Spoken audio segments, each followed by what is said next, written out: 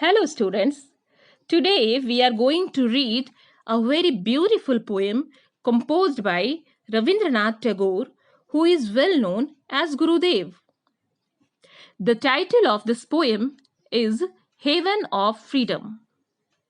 This poem is highly philosophical and patriotic in its theme. First of all, I am going to read this poem before you all. You all listen to me carefully and try to grasp the meaning.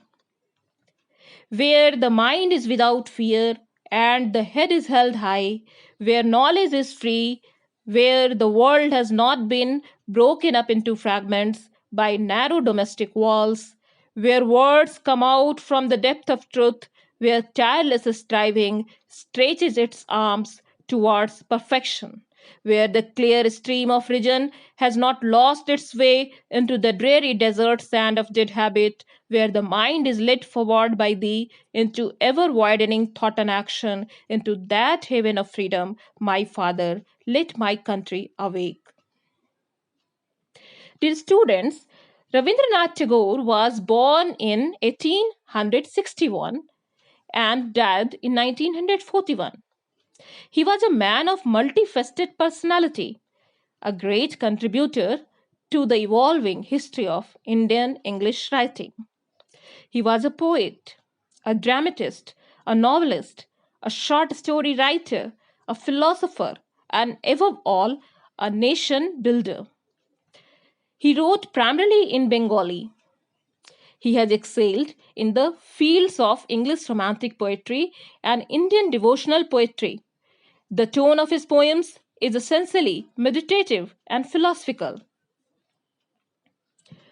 Tagore was the author of many memorable books in English. For example, Gitanjali is a collection of devotional poems in the Indian tradition. His another book, The Crescent Moon, is a collection of poems dedicated to children and all those adults who have not lost their childlike capacity for wonder and joy. The Gardener is a collection of love poems dedicated to divinity.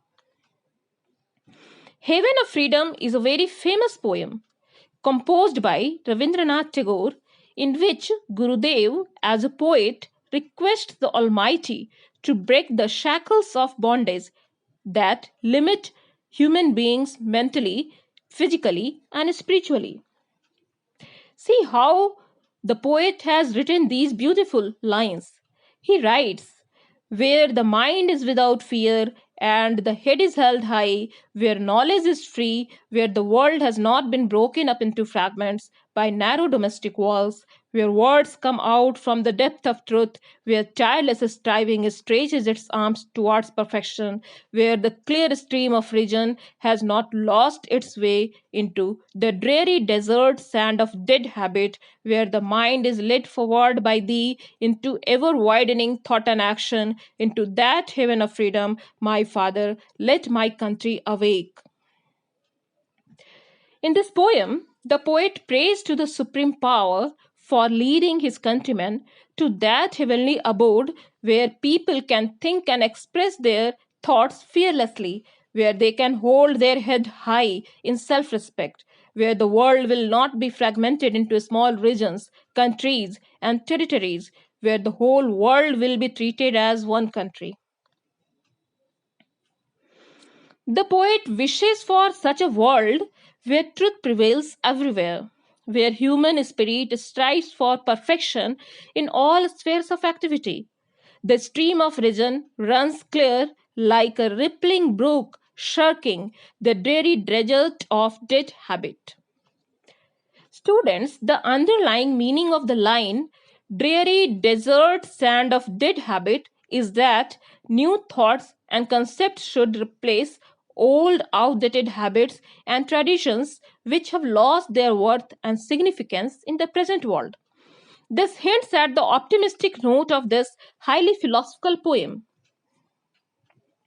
The poet requests the Heavenly Father to purify mortal men of their sins, petty desires, demands, and considerations, and lead them into ever widening thought and action.